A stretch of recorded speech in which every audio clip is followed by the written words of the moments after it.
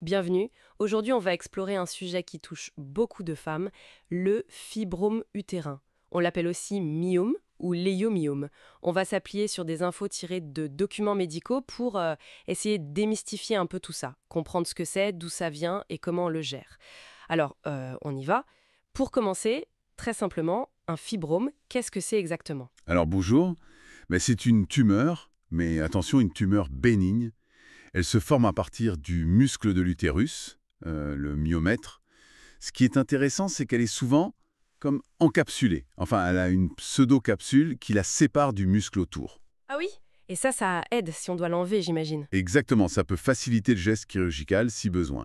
Mais le point vraiment crucial, c'est son lien avec les hormones, Oui, ça on l'entend souvent. Hormonodépendant, c'est ça. augmentées pendant la période d'activité génitale. Ou sous traitement hormonal peut-être. Oui, aussi. Et inversement, après la ménopause, quand les oestrogènes diminuent fortement, eh bien, il a tendance à régresser, naturellement. D'accord, donc c'est vraiment très très lié aux hormones. Et est-ce que c'est fréquent?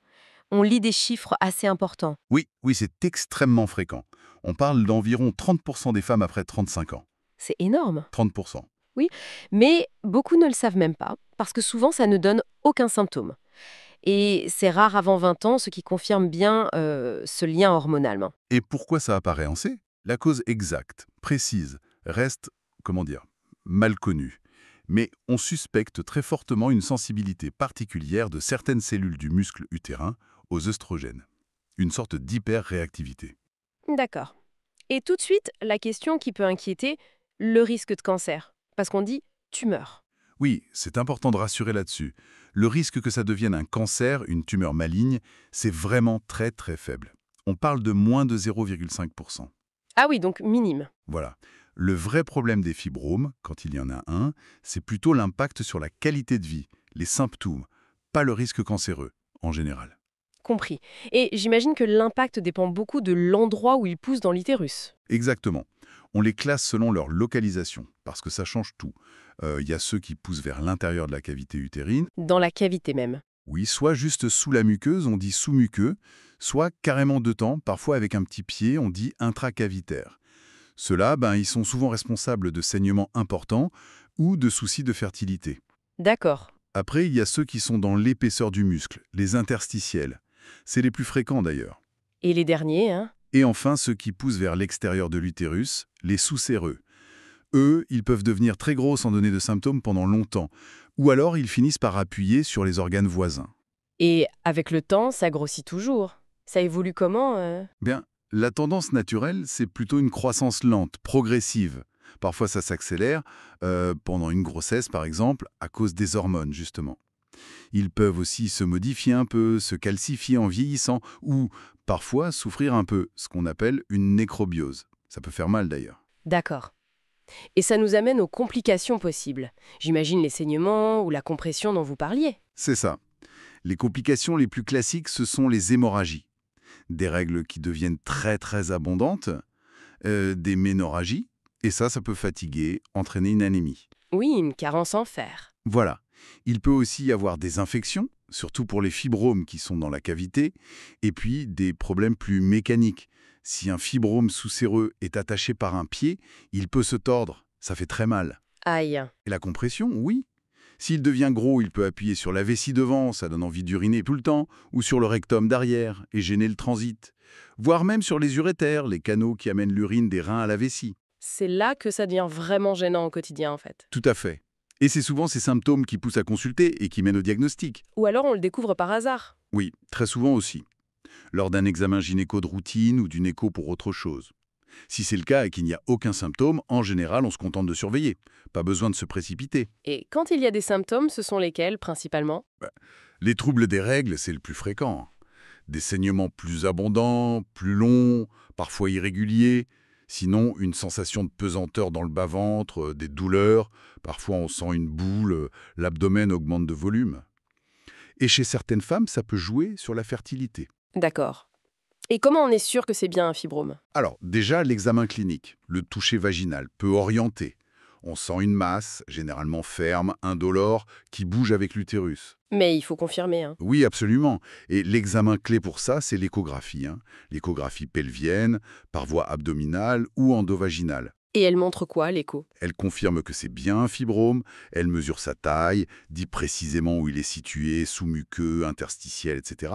Elle regarde sa structure, et elle est super importante pour suivre l'évolution dans le temps. On fait d'autres examens parfois? Oui, ça peut arriver.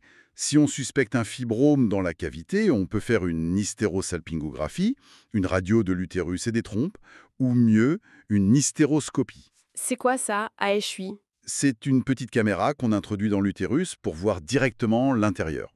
C'est très bien pour les fibromes saumuqueux ou intracavitaires. Et parfois, ça permet même de les enlever en même temps. Ah, diagnostic et traitement en un slow. Exactement, pour certains types. Bon, une fois qu'on sait qu'il y a un ou des fibromes, la question c'est qu'est-ce qu'on fait? C'est quoi les options? Alors là, c'est vraiment du cas par cas. La réponse dépend de plein de choses. Est-ce qu'il y a des symptômes? Est-ce qu'ils sont gênants? Quel âge a la patiente? Est-ce qu'elle veut des enfants? Quelle est la taille, le nombre, la localisation des fibromes? Donc, pas de réponse unique. Ah non, surtout pas. C'est vraiment une décision personnalisée. Et si, justement, il n'y a pas de symptômes découverts par hasard? Mais si c'est asymptomatique, surtout si on approche de la ménopause où on sait que ça va régresser, la meilleure option est souvent de ne rien faire. Juste surveiller. L'abstention thérapeutique, comme on dit. C'est ça. Une simple surveillance régulière par échographie, par exemple une fois par an, pour vérifier que ça ne grossit pas trop vite. Et si ça devient gênant, s'il y a des symptômes? Alors là, on a plusieurs cordes à notre arc. D'abord, le traitement médical. L'idée, c'est soit de soulager les symptômes, comme les saignements, soit d'essayer de réduire un peu la taille des fibromes en jouant sur les hormones. Avec quel type de médicament? On peut utiliser les progestatifs, qui vont un peu contrer l'effet des œstrogènes. Ou alors, des médicaments plus puissants, les analogues de la LHRH. Eux, ils bloquent carrément la production d'œstrogènes par les ovaires. Ça crée une sorte de ménopause artificielle, hein? Oui, c'est exactement ça. Une ménopause temporaire et réversible. Ça fait souvent bien diminuer la taille des fibromes et arrête les saignements. Mais on ne peut pas les donner sur le long terme, à cause des effets secondaires de la ménopause.